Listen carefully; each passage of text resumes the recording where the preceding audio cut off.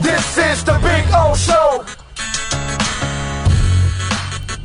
This is the Big O Show. There he is. Time now for the Caneswear Miami Hurricanes report with the one and only Manny Navarro. Manny, good afternoon, sir. How are you feeling?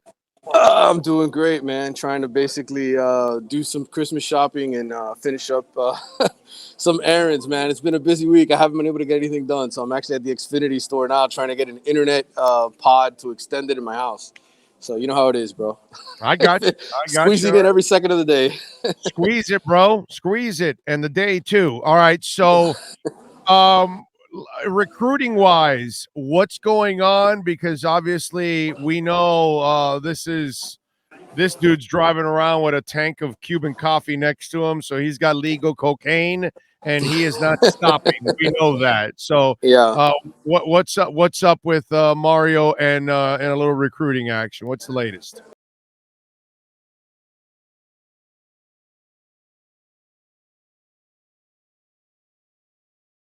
Well, I mean, they're going to have another the last recruiting weekend before the early signing period. But Mario, basically, his mission this week was to get into as many houses as he could before the early signing period to try to convince kids to commit to Miami. And he got some guys to decommit from Oregon that he had recruited over there, including a big offensive tackle from Texas who's now going to wait until February, Cameron Williams. I think he's like 6'7", 340 pounds. He's this monster Texas kid.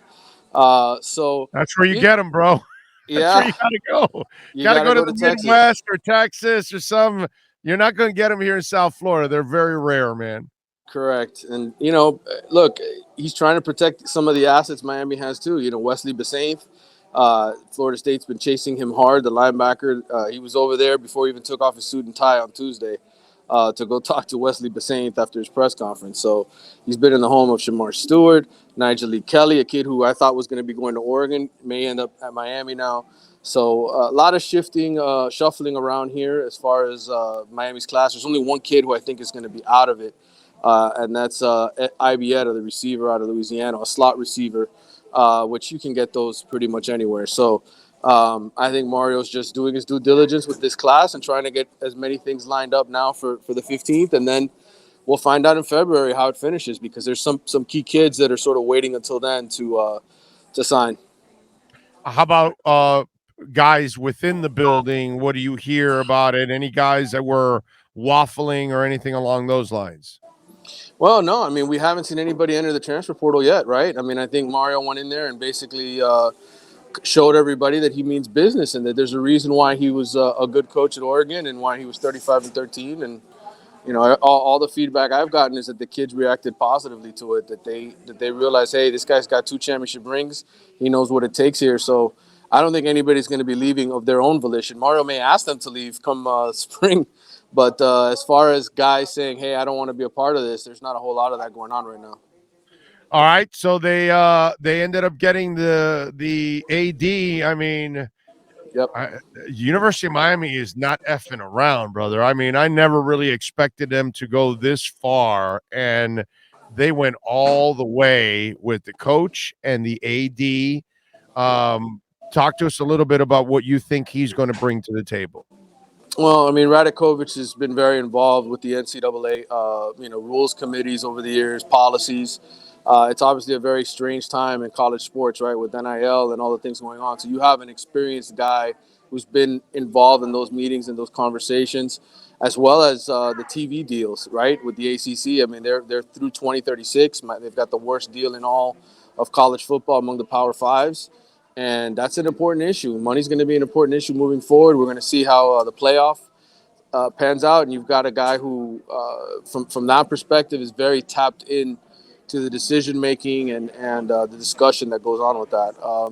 And then just from an individual perspective, I mean, look, he's been a part of multiple championship teams. I mean, besides giving Dabo Swinney everything he needed at Clemson to win a championship in terms of resources, he was also at LSU with Nick Saban. And he called Nick Saban before he had his conversation with Mario and signed on the dotted line. So this guy is top of the line and one of the best in the business, and 63 years old. He's learned it all, and Miami's banking on him to help Mario do everything he needs to do to win a championship.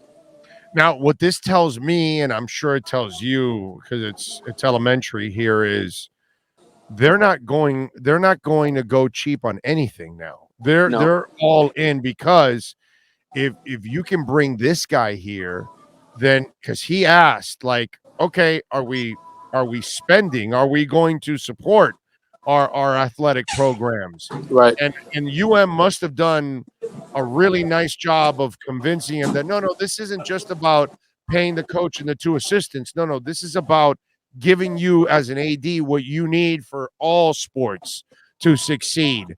So there is a, I mean, one hell of a change that's gone on in this university on the way they're viewing their athletics now.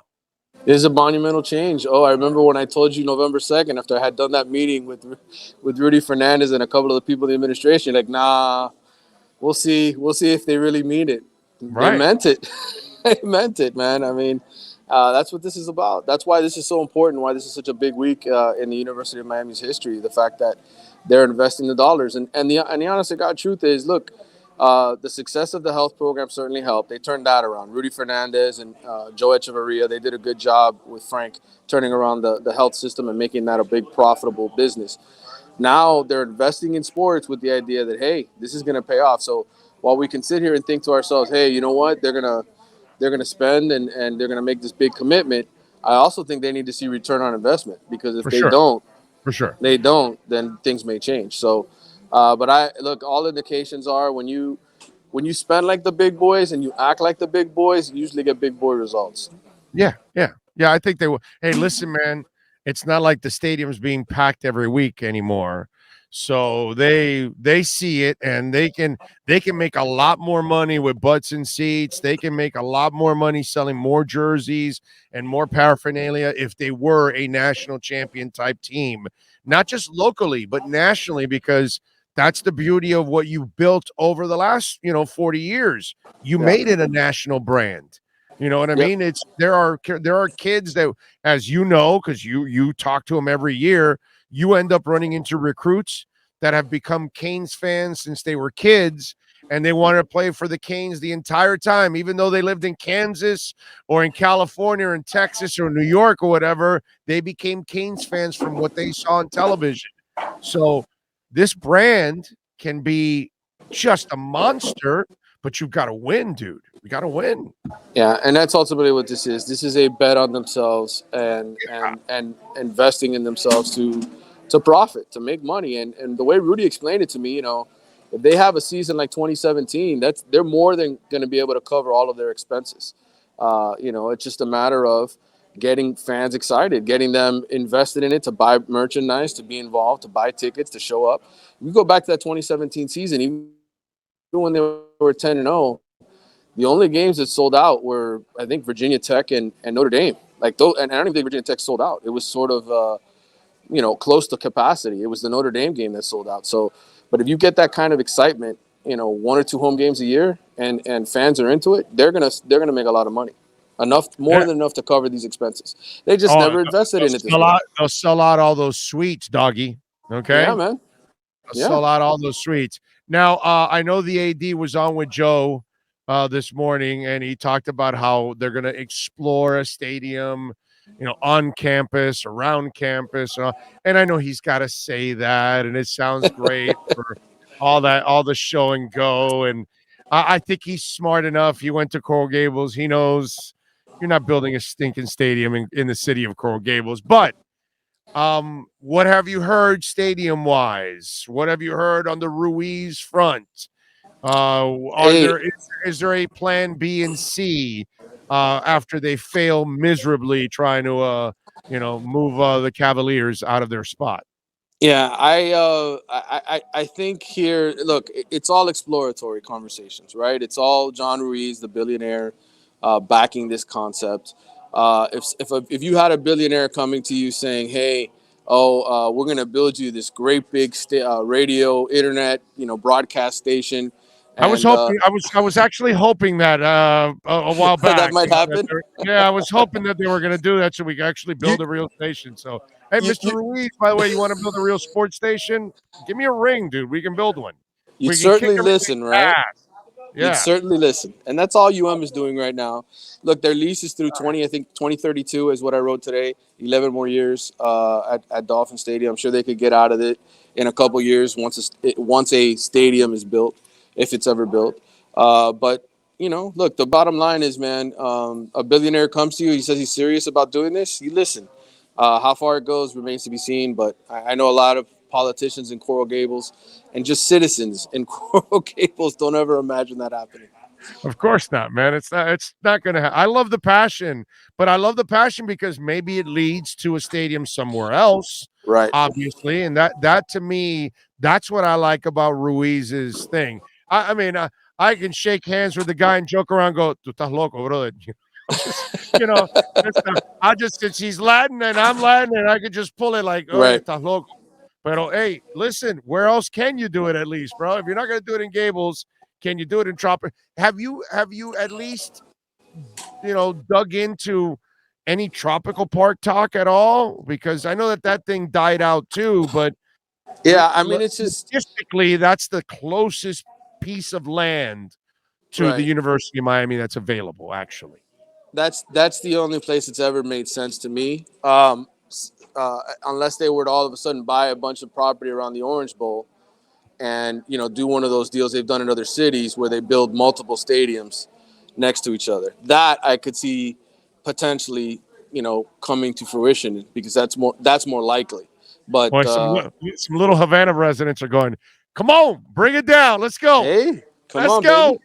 You won't pay Come my on, baby. price." Yeah, they'll get 4 or 5 times their value. Yeah, yeah. That's the only way, huh? You think?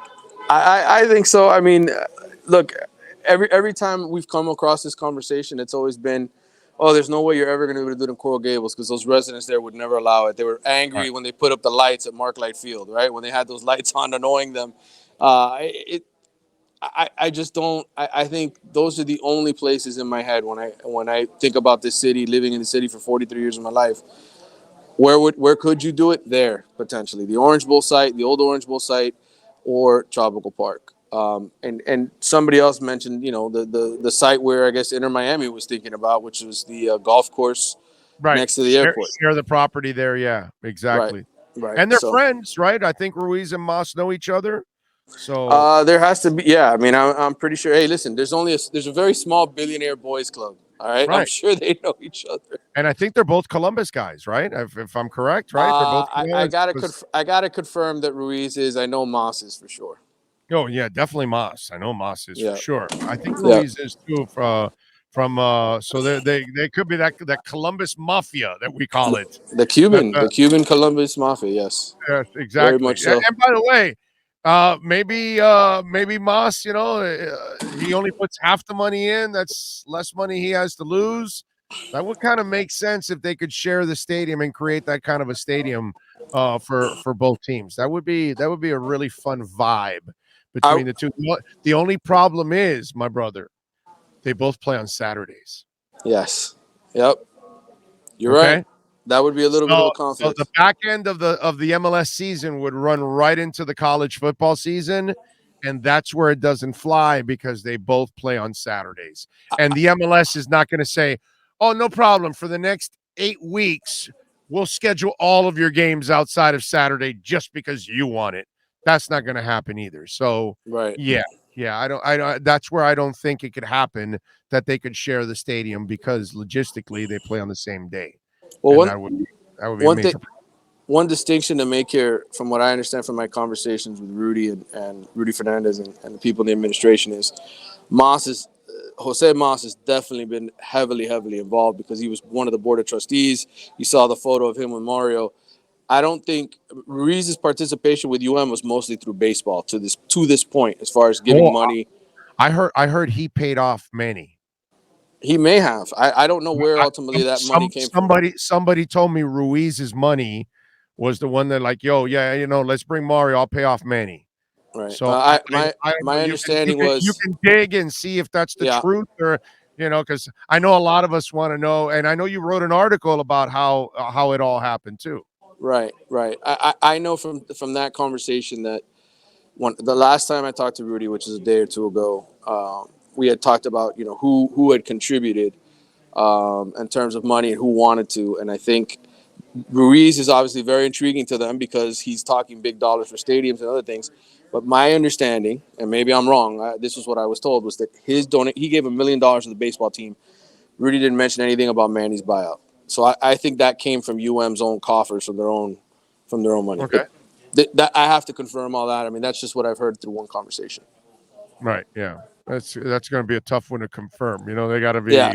Got to be willing to. Yeah. But somebody told me Ruiz just wrote the check and said, "Yeah, here you go. Get rid of him. Get him out of here. Get him out of here."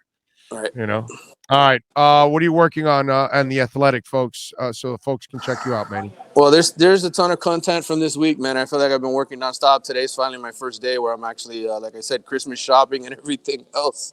So I've got the articles, the behind the scenes articles on how they got the weekend of pulling in Mario, what that was like, what it was like with Radakovic.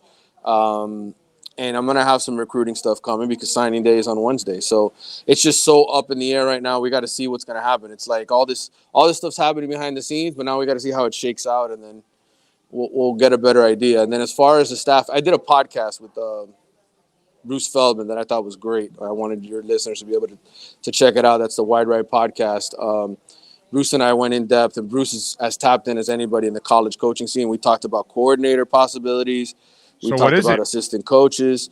Well, I mean, I know that possibilities. Yeah, well, I know the Joe Brady name has come out, but you know, Bruce and I sort of agree. I mean, there's some, you know how it is though. Some of these guys, they love calling plays. They don't like recruiting. So with Mario, if you're going to get a guy like Joe Brady, you need to get somebody to help him recruit, because that's not what he wants to do. He wants to sit there and draw plays and play John Madden all day. That's what he wants to do. So I gotcha. It'll be an interesting decision here as we move forward with that. Defensive coordinator, one potential name, somebody who interviewed with Mario last year, is Greg Schumann, who's one of the brightest young defensive coaches in college football. He's on Kirby Smart's staff over there at Georgia as one of the co-defensive coordinators. So maybe that's the name that comes in as D coordinator, especially if Miami's throwing around some big money. Oh, they're throwing around money. I mean, God, this is great. I never thought they would do this. This is freaking amazing. I'm glad I'm dead ass wrong about them spending money, dude. Wow, that is crazy. All right, follow him on Twitter at Manny_Navarro, and make sure you subscribe to Athletic so you can get great insight from Manny every single day. Manny, enjoy your shopping, my brother. Thank you for taking some time.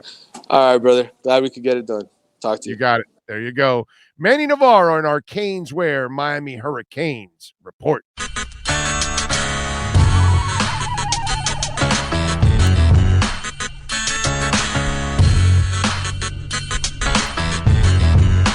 This is the Big O Show. This is the Big O Show.